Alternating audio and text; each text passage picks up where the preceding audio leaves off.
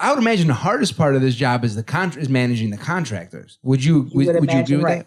that? I would imagine right. Absolutely. Okay, my imagination is working. Yes. Yes. So what? So tell us, like, what's some of the experiences with that? Like, what's the best part? What's the worst part? I mean, I can imagine the worst part in a lot of ways. Have you ever gotten any like threats? Did you ever get into like fisticuffs, like fighting them? Don't make me come down to that frozen house. Let's see. So evictions are typically hostile situations, especially in Chicago.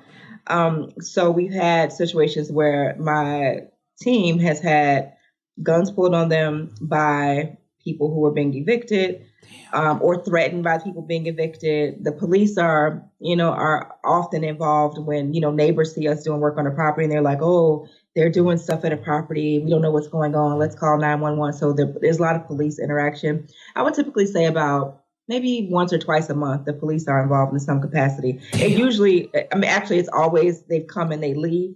But I do tell my contractors, like, hey, dude, if you got a warrant, you can lie to me about it, but I'm just letting you know the police will probably be around at one of these properties because the neighbors are going to call them. And so I want you to just be prepared for that. Oh, so that's snap. how I spin it up front. Yeah. Other issues with contractors. Have you ever had any of your contractors arrested? No. Okay, good. Other issues with contractors: showing up to work on time, showing up to work at all, showing up to work high, showing up to work drunk. But you're remote, so how do you know if they're high or drunk? Well, this was so in the first 2 years, I actually, provided the trucks and the trailers and everything, and kind of, I thought that it would be ideal to give them everything they needed to do the work and then let them go out into the field. And that was a disaster because people, they just take better care of, their shit than they do yours. Yeah. So they would come back and stuff would be missing, stuff would be stolen, stuff would be broken. The list goes on. Damn. Okay.